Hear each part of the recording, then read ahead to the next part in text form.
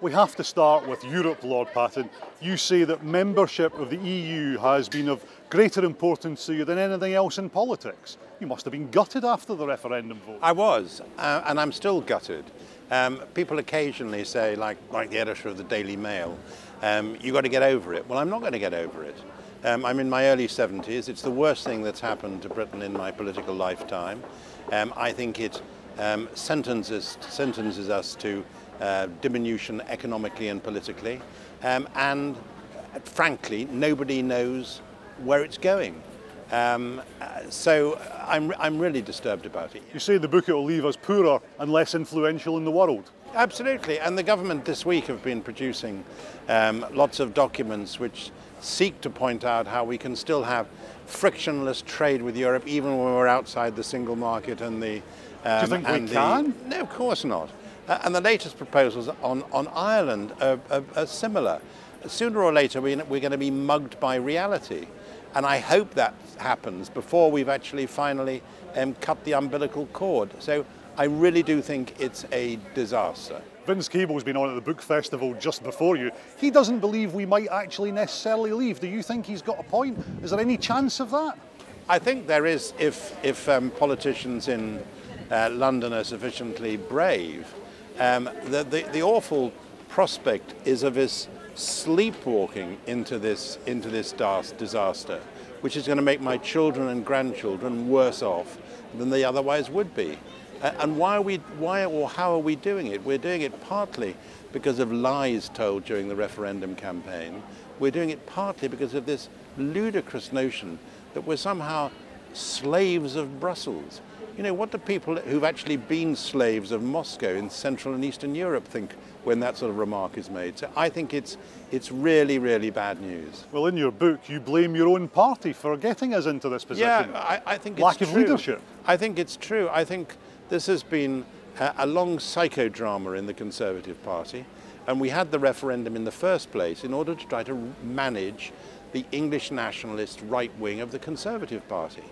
And they're unmanageable. You actually have to take them on and see them off. That's the only way we'll actually get through this. Otherwise, the Conservative Party may hold together in some sort of shape or form, but the national interest will be seriously damaged. I'm very pleased that Conservatives in Scotland seem to take a similar view to me about the importance of Europe.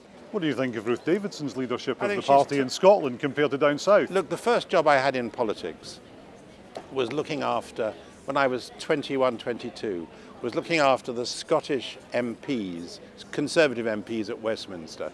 And those were the days when we had well over 20. We'd had in the previous election to when I got involved in politics a majority.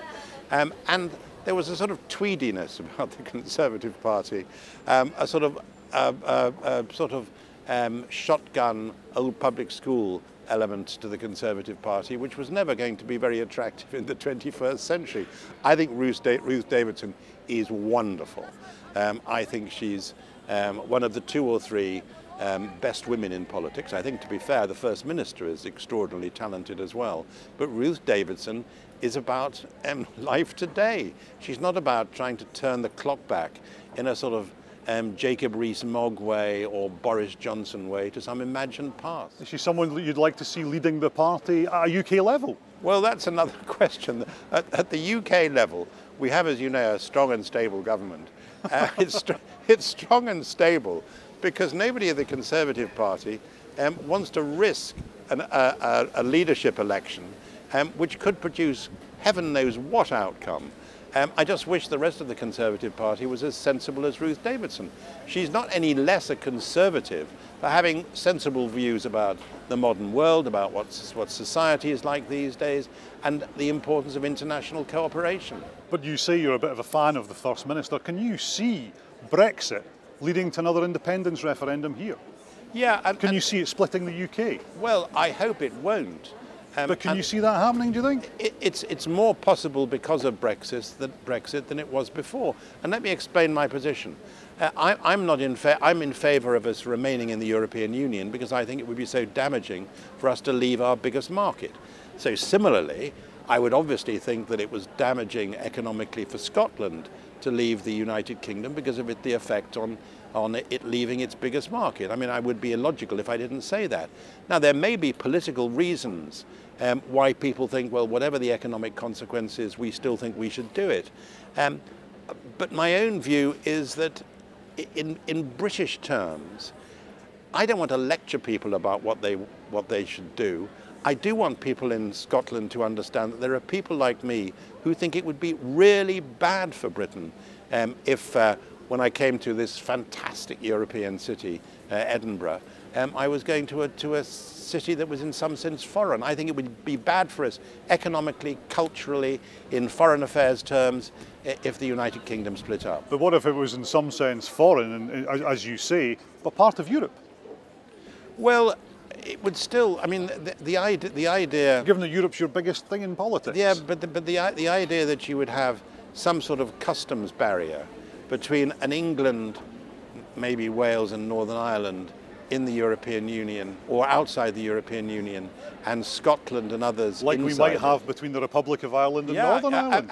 Absolutely. Something else you've got a lot of experience of part absolutely. of the world. And it is completely impossible to be outside the customs union and to have no border between the Northern Ireland and the Republic. The government have just produced a white paper on this, which is nonsensical.